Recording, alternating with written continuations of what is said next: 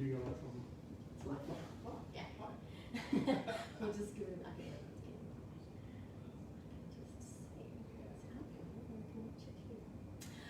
Ahoy friends, this is Honey from Cruising with Honey. We're just going to start momentarily. I'll just wait for a few of you to jump on and then we can start our conversation this afternoon. So bring all your questions. I'll be monitoring them on the laptop and ask any questions you have about this wonderful, unique cruises. So just bear with me for a moment and we'll get started momentarily. So, there we go. Just put this volume down.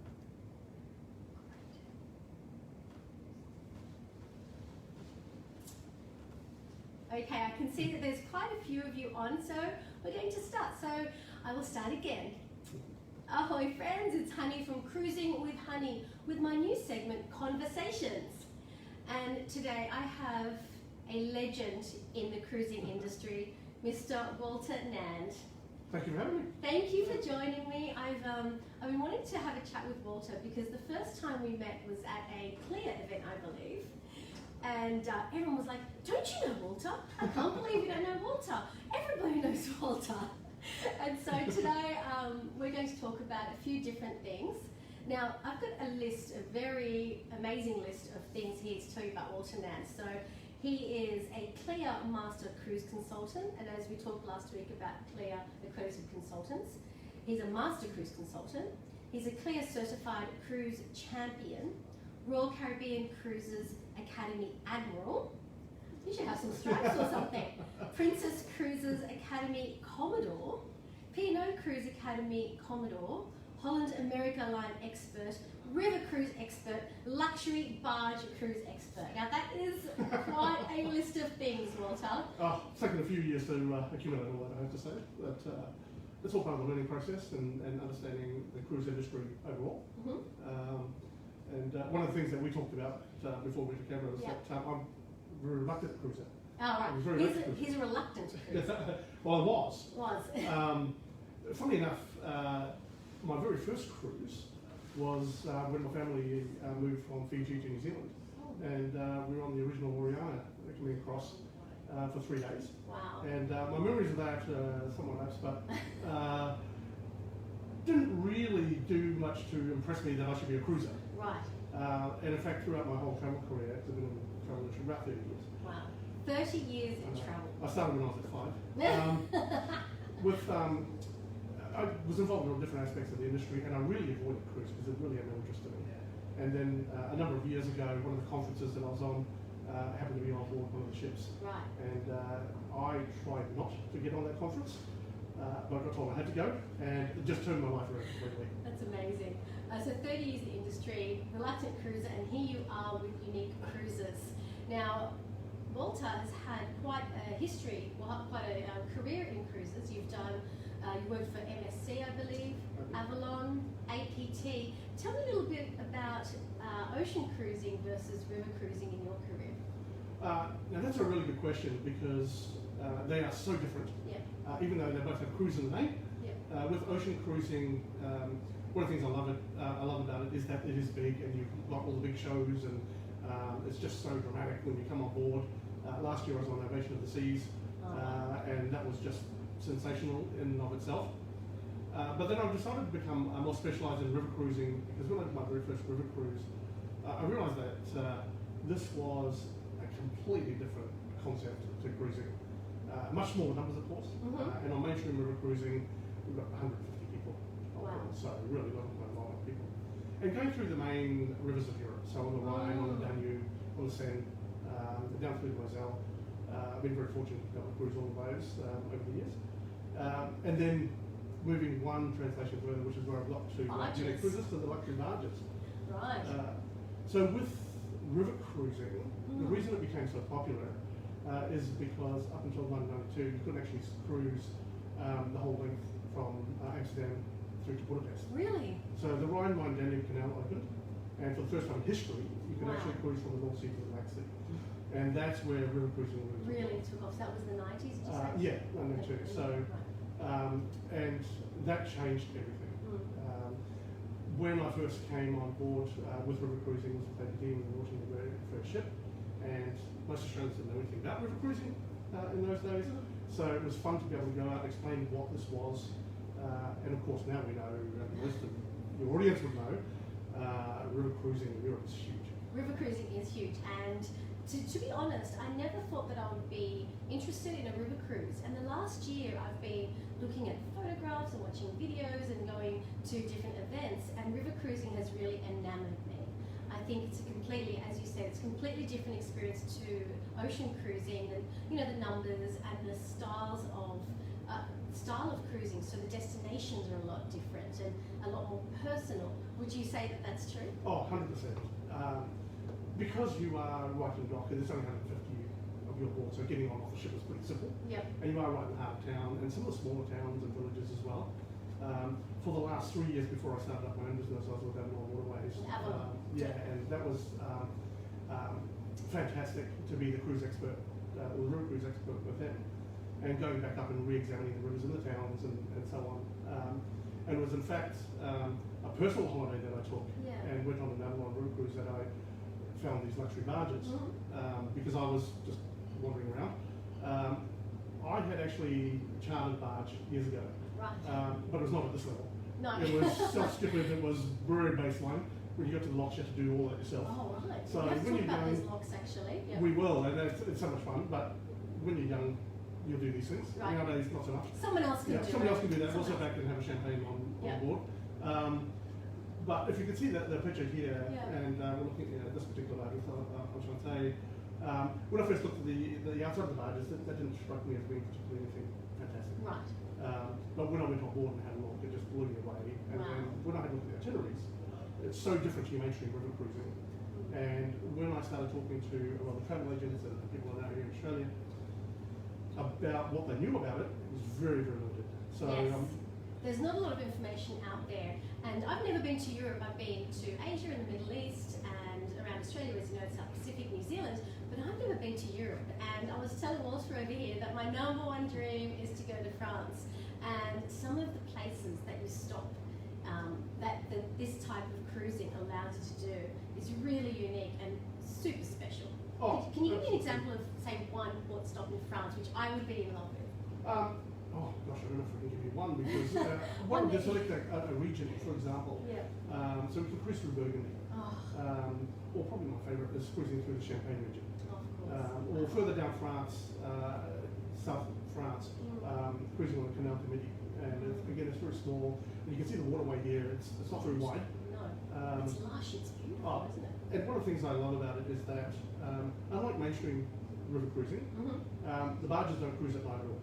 So we're docked every night, so you can wander into the small towns and villages and actually enjoy the life of villages. Then come back to your luxury barge. So just to clarify, I should say, so the mainstream style of river cruising, there's a lot more people aboard, and it's a different experience. This is barge cruising, right? It is. So let's let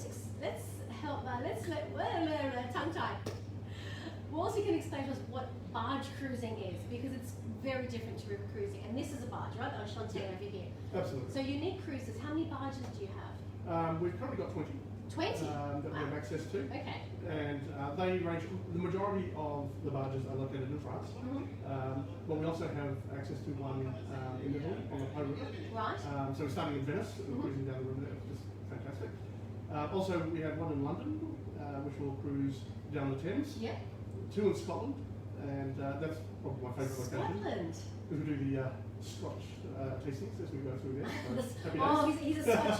That's what I forgot to mention. Scotch. Scotch drinker over here. No, I prefer the champagne, but I would love to see Scotland. Oh, Scotland's a magnificent place in and of itself, but to cruise down and see the castles from the river is just a whole level again. Absolutely. You don't get the same view when you're coming through on a coach. Right. Because you're coming through on the roads, of course. And, but when you step that little bit further back, mid-river, then you've got this beautiful castle up through there. And you get that all through Europe. We also have one in Ireland as well. Oh, wow. So you've covered a really big part of Europe and the United Kingdom. That's incredible. I thought it was quite small and limited in the places that you could go. Now, barge. Outside, as you said, doesn't look whiz-bang, special, doesn't really kind of scream luxury. But I want water. I'm just going to flick a slide here. I need you guys to see what these barges look like, because when you say think barge, you don't think this. No. How stunning is that? This is absolutely stunning. I feel as if you've stepped into, you know, a parlour of a rich aunt's parlour or something. It's beautiful. The furnishings are amazing. I mean, is this a suite? Can you tell me what this is? This is just a lounge area. So This is a lounge. Yeah, this is the lounge area. Hold on. Lounge This area. is a common lounge area. It is. And this is moving forward. You can see the outside deck over there, and that leads towards your pool. Right. Most of the barges that I work with have a pool. They all have bicycles on board as well that are free to use. So I'll take you through just a couple of I'd little love slides. to see this. So this is the Enchanté. This is not the Enchanté. This is one of the Belmont. I've just given a bit of a mix-up of the different. No, that's okay. cruises. I'd love to see. Oh wow. So again, different theming. Yeah. But you can still see it's at that luxury level. And when we're talking about our dining experiences, it definitely is on that 5-star dining experience. And if you're looking here from the dining room, going through the lounge, and then out, you can see the hot tub. And the bicycles in the background. I can see the hot tub. So these barges are big enough to have a pool and or a hot tub. Wow. How's that for a hot tub? That's incredible. And how many people are aboard? The smallest barge that I have access to has only got 2 rooms. Wow. So maximum of 4 people. Who wants to join me? The largest one that I've chosen to have access to has only got 10 rooms anyway. So maximum of 20 people. That's incredible. So you could almost charter this whole thing for your family, for a special event, for a birthday or a celebration, and have the whole barge to yourself. So it's almost, dare I say, extremely exclusive and very upmarket. You know, this is a special event. It is, but it's also for those who have done mainstream river cruising.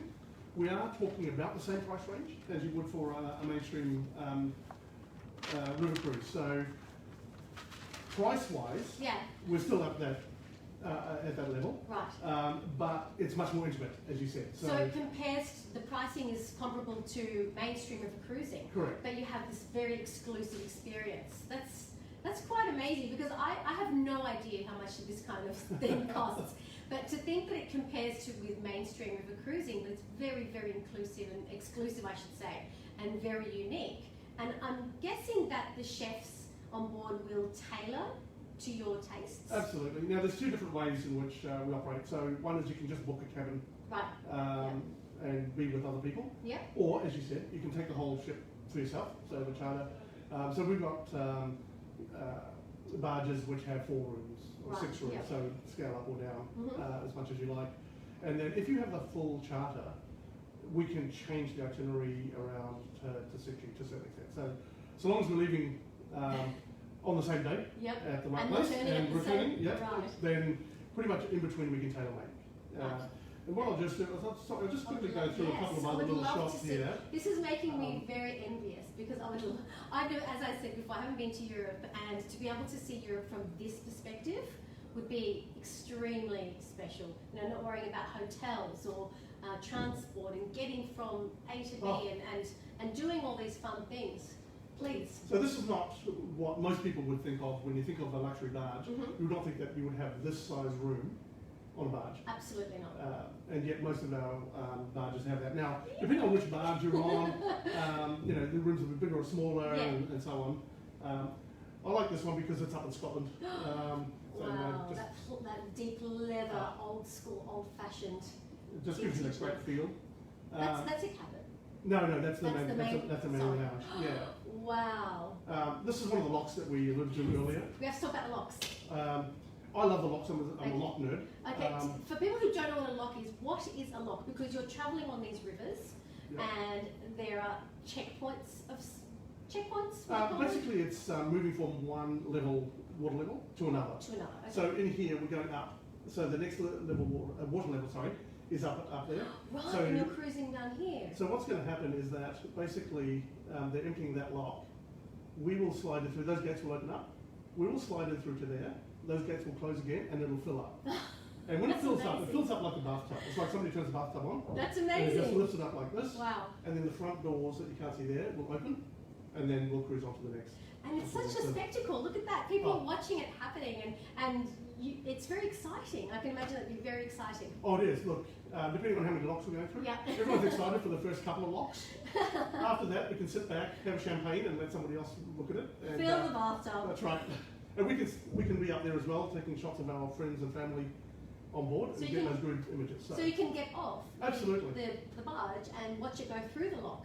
Absolutely. It's wow. So Yeah. nothing is really. I'm getting the idea now that barge cruising is very individual. So you can kind of do. There's a lot of leeway to do as you please. Oh, so much so. Yeah. And again, because we're talking about small groups, and particularly if you are having the barge to yourself, Yeah. then there is a lot more leeway because we can tailor make it for you. Mm-hmm. I should say that the minimum age, if you're just booking a cabin, is 12. Oh, okay. That's across the board. Right. However, if you take the full barge as a charter, then there's no minimum age. Right. Because it is your family and friends. Exactly. Yeah. And I guess at this point, I'd say just look, sitting outside here as you're cruising through Europe is just fantastic. One of the ways I like in barging, and this is what really struck me when I went on the very first one at this level, is if you think that you've got a special occasion, you've got friends and family over to your house and you're having this nice, Yeah. beautiful meal at lunchtime, and before you realise it, it's getting on towards dinner time, and people are trying to decide what to do for What dinner. to do next? Yeah. Well, you have that similar experience, except you don't have to worry about your dinner because your staff are going to bring out the meal for you, and the chef will be preparing it, and you can just kick back and relax. Sounds like paradise.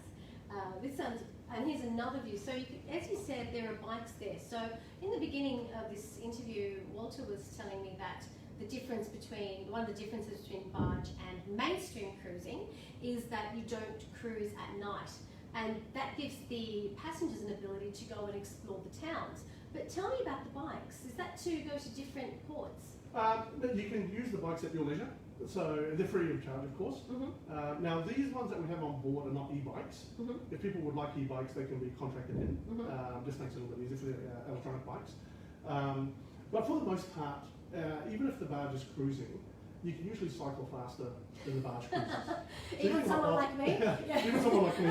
You can cycle faster. Well, you can see the pathway along here. Yeah. That's actually a cycle path, so you can actually just hop off the barge there Really? and just go cycling along and catch up at the next lock or. That's wherever it is incredible. to be. What I personally like to do, even though all the beverages are included on board, I like to scoot ahead because you encounter these amazing pubs along the way that are so iconic and so historic. Mm-hmm. So I'll go in and help the local economy by having a beer or two. Yeah, why not? And then we can hop back on the barge from there. So you can mix it up as much as you like. As much as you like.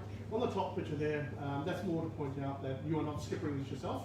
Right. We have a professional skipper on board. Mm-hmm. And also too, we have the chef as well. So you're not cooking up your meals, you're not doing your dishes. So in addition to the normal crew, we have these highly trained professionals that look after everything for you. Now you guys know that I'm such a foodie, so one thing that I would love about this style of cruising is that I can imagine that the chefs would be acquiring local produce.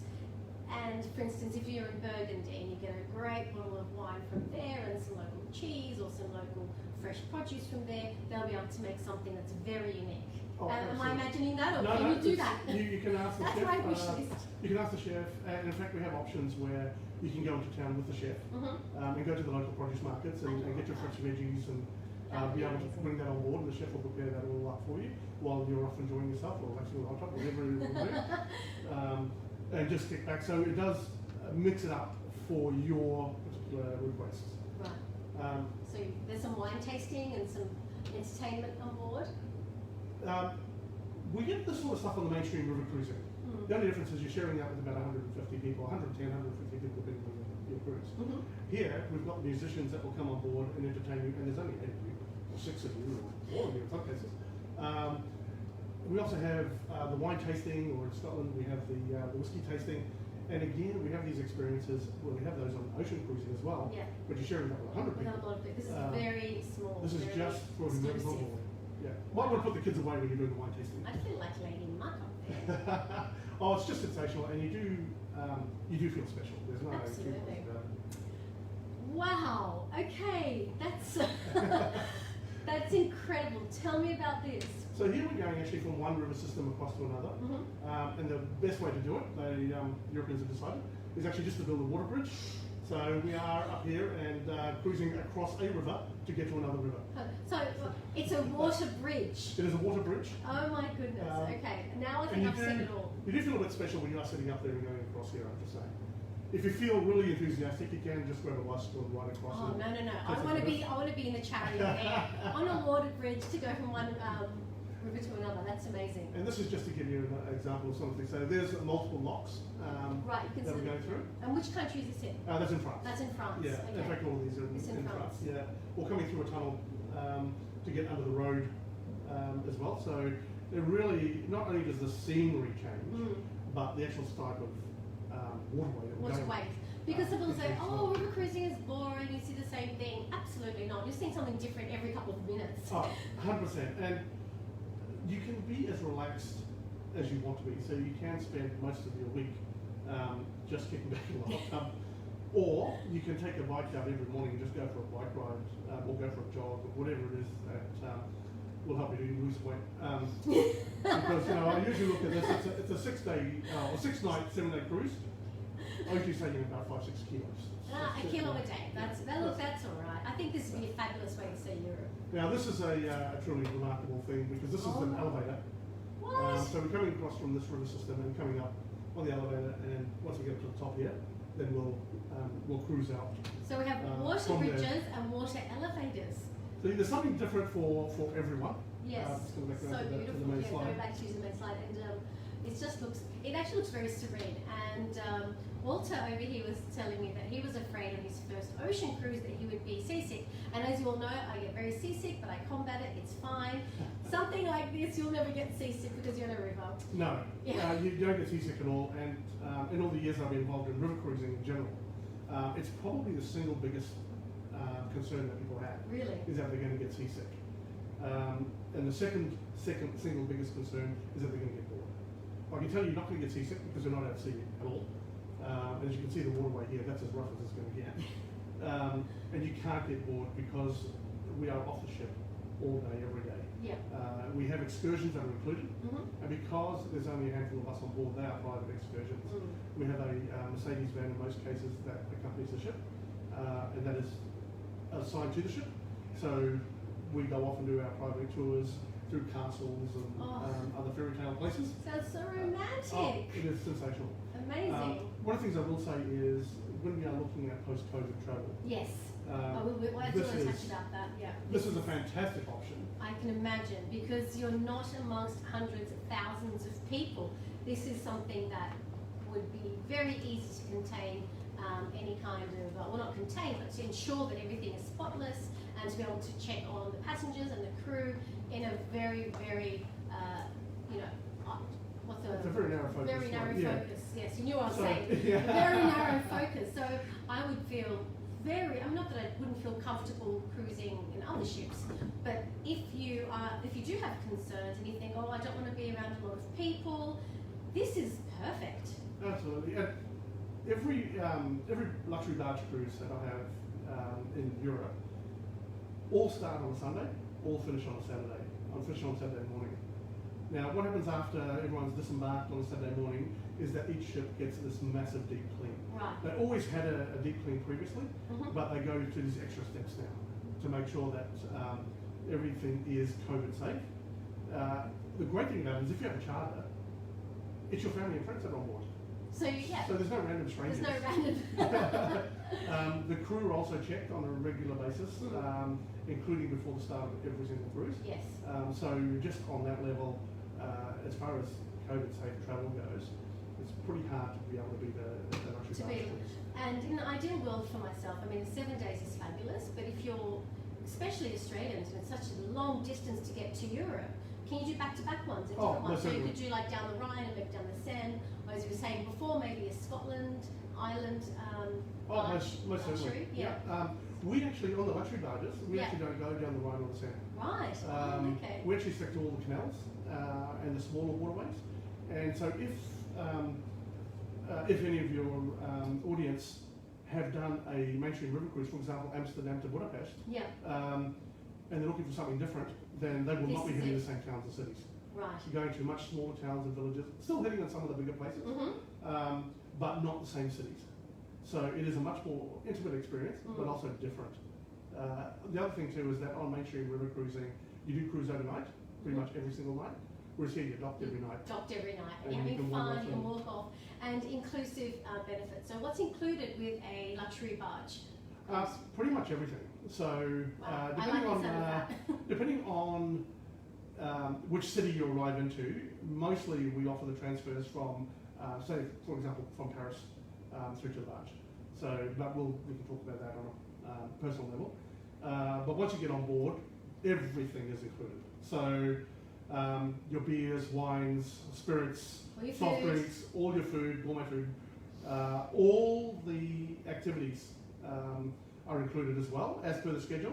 If you'd like to do something outside of that, then there may be a cost involved. Right. We also do have themed cruises as well.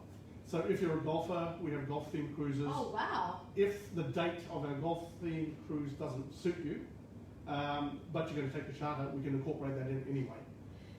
We have the wine cruises, wine appreciation cruises, of course. Cheese? Cheese, wine, cheese, absolutely, cheese. Don't make the mistake I did in France, and I like cheese with crackers. Don't eat the crackers. Oh, no, Just cheese eat with the bread. cheese. Cheese with bread. Right, okay, Yeah. cheese and bread. Or just cheese alone. They thought I was a Neanderthal when I was asking for crackers, so don't do that. But of course, we're going through France, and the cheeses there are just fantastic. Now, whether you can squeeze in extra cheese compared to all the food that you do get on board is another thing, but you know, for some of us, Yes. we can do pretty well. Yes, we can do it. And the other thing that I'd love to do when I'm in Europe, one day hopefully, I'd love to go on unique barges, hint hint. One thing I would love to do is go visit like museums and art galleries and places like that. Can you still do that on these luxury barges? Oh, most certainly. Go and do them as a shore excursion? Absolutely. And one of the things that I suggest to everyone is, once you know what itinerary you're going to be going on, research the towns. And then you'll find things that you really want to see when you're in those towns and cities and villages. Yeah. So you can really tailor make it yourself rather than waiting till you get there and trying to figure out what to do. I mean, your staff on board will give you a lot of information, but it's also nice if you know your own interests. So what might be interesting for one person, not so much the other.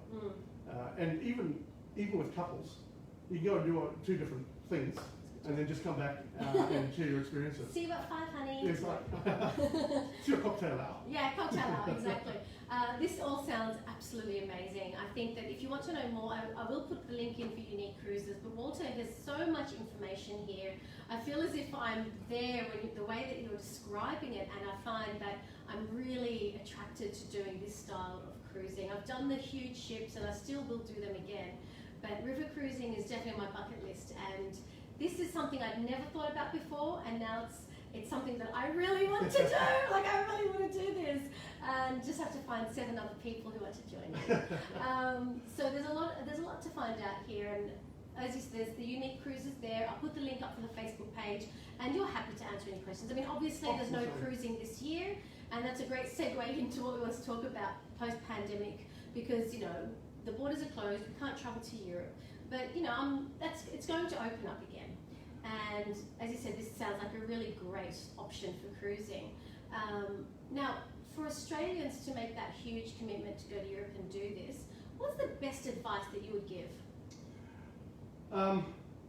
Cruising will be open again. It's a matter of when. Yep. So with most of the barges that I have available to me right now, what we're offering is basically holding the rates for 2020 rates for 2021 and 2022. Wow. And we're also just a little bit more flexible in once a deposit is paid, if you have to move dates.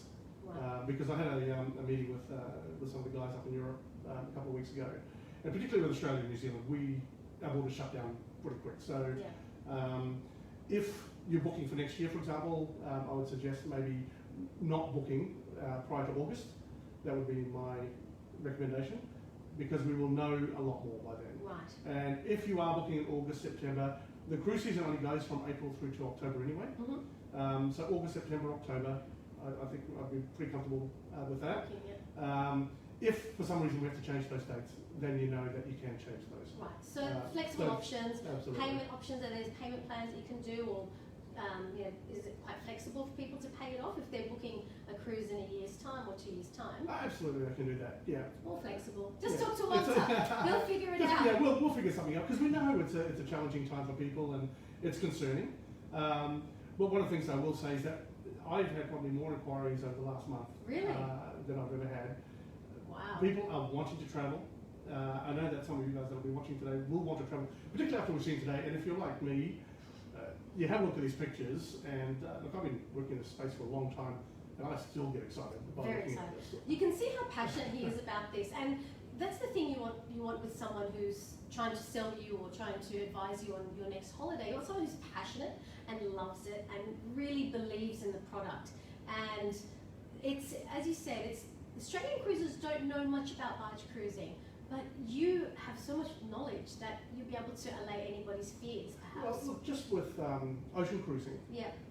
there's an ocean cruise for everyone, Mm-hmm. right? Everyone has different tastes and That's so on. right. With barges, it's the same thing. Mm. It's just a much more level. So whether you want to cruise in more central northern France or the south of France or England or Italy, so you know, and depending on the type of ship you'd like, because obviously some are a lot more upmarket. I started at the 4-star and Yeah. go up plus plus. So you know, again, if you're wanting that unique opportunity to really explore Europe, Mm-hmm. and you can do back-to-back barge cruises. You know, start with Burgundy and then go to the Champagne region. That's amazing. Pretty tough 2 weeks to take. I Yeah, have to say. tough luck. Yeah, it's tough. You know, but I will take a bullet for you guys, and I will do that and report back to you. I think it sounds amazing, and as I keep on saying, it's a great way to see Europe without all the fuss of hotels and transport and that sort of thing. Now, I'm just watching the comments here. If you have got any questions at all, please write them down because we are watching them. We have quite a few of you watching still, and Robin's done a cruise. Jan, Devereaux, you've done the cruise from Amsterdam to Budapest and loved it, and the scenery is fabulous. And you stop off at places and you love the locks, so that's really lovely. That's great to hear. And Robin is saying how much she loves Europe, and it's so much different for Australians to see something so much older. So when we're in Australia, I know that it's an ancient land, but when we're talking about the cities and so forth, you know, maximum a couple of hundred years, where you're seeing castles that are hundreds, multiple of hundreds of years old, and towns that are really steeped in history. And I'm a history buff, so that would be a great opportunity to kind of see these very special places. And if you're just walking around town, just keeping your eyes open, you'll discover the most amazing things. Wow. A friend of mine and I walked into a pub. It was just like any other pub, except Yeah. we went down the basement, and this whole pub had been around since the year 600. And we were down in the cellars. It was just dirt floor. Oh my and some goodness. tables and stuff. And we were just Wow. sitting there looking around going, just imagine all the history Yes. over that time. 1400 It's years just of it. Like, I don't understand. It's hard to fathom, isn't it? So we had to have a couple of beers just to, you know, get our thinking going. Well, and, yeah. Of course. There's so much more we can talk about this, but I'm mindful of your time. I really want to talk a little bit more now about your experience in the industry. So as I said in the beginning, you can watch the beginning again. Walter has 30 years experience in travel, and a lot of that in cruising as well. And I wanted to get your idea, because these conversations are all about where we are now as Australian cruisers and where you think we'll be in the near, not too distant future. So maybe I can start by asking you, have you ever, with other kind of hiccups that have happened with cruising, how does this pandemic compare to the effect that it's had on so many people? Incredible. There's nothing that we could even get close to. Yeah. With this, I had a business in Canada some years ago, and when September 11th hit, that was significant for the whole world, of course, as far as travel it goes. And this is on a much bigger scale than that even. Back in those days, all the flights were grounded, whereas now we've got flights grounded, but the ships are grounded as well, so to speak. So, look, I've got so many friends in the travel industry. Many who have lost their jobs over this time. So it's a tough time. However, we do know that we'll get through it. That's why I'm still passionate about talking about this, because I'm a traveller, and I've been a traveller for most of my life. And so many people that I come into contact with are travellers. Yeah. And whether that means you're just taking a week's holiday to go travelling, or like me, I spent several years just travelling, and it gets into your blood, we know that that's going to come back. So for those of us that are able to keep moving forward, we know that a lot of our friends who don't have jobs right now will be brought back in when the borders open, essentially. Yeah. I think it's important to keep this conversation going, and that's why I'm speaking to people like Walter, because you know, the general public probably that don't know about cruising or say it's dead, you're not going to cruise again, it's over. But Walter is positive about it. I'm positive about it, and we think that being prepared now and looking at different options for our future travels is a great way to keep our spirits up. Oh, 100%. I think, you know, when we are looking at, I post on my Facebook post every day. Yeah. About a new day on a river cruise somewhere. Mm-hmm. And what I'm finding with the engagement with that is that people are responding to that saying, well, it's just what I needed just now to go and dream about being somewhere. It might be even just dreaming about being in Paris. Like, who doesn't want to be in Paris? Yeah. And, you know, kicking off my holiday from there. And really appreciate the fact that you are doing these, because we do want to keep these conversations up, and we do want to get away from the doom and gloom, being realistic, but also being realistic about moving forward. That's and right. Saying, where we're going to go. Look, there's no harm in planning and hoping, and I think that's what cruises, more so than any other travellers, they love that countdown. They love counting down and making sure that, you know, everyone knows that my next cruise is in X, Y, and Z. It's going to be this long. So it's really fabulous. So I'm really happy about your positivity. The passion shines through you. You're very excited when you talk about barge cruising, and I think it's a very exciting and a very important part of the recovery, because, as you said, and you can rewind and watch this all, but the exclusivity of barge cruising, the numbers, the very, very small, unique experience you're going to have is going to be something that I think will be a lot more, we'll see a lot more of post-pandemic. Those that feel uncomfortable in very, very large crowds, those who maybe have special needs. So having an option like this is such a thrill. It really is a thrill, and I'm so excited. I mean, I wish I could just jump aboard this barge right now and sit back and have a champagne and watch the scenery go by. I think I might just go over a champagne just to... Let's go have a champagne. Yeah, it's okay. It's after 1. We can have a champagne. If you're going to add one more thing about river barge cruising, maybe a misconception that people have or something that you really love that you'd like people to know about, here's your chance. Look, realistically, most people in Australia don't know much about the luxury barge cruises. If they have seen barges in Europe, they look on the outside like that, doesn't look like much. But if you've seen from the photos, they are stunning. And the whole trip itself is just such a wonderful experience. If you just want to kick back and unwind, you can do that. If you want to take the bikes and go further afield, I've been speaking to a couple of people about their own bicycles, because they are avid cyclists. Oh, wow. And what they're planning on doing is actually taking their bikes up there. Oh, wow. And going off for the day. They're not interested in the included sightseeing. They're just going to go ride for the day. Wow. So there's all those options available. It sounds amazing. They might even join Tour de France. I don't know.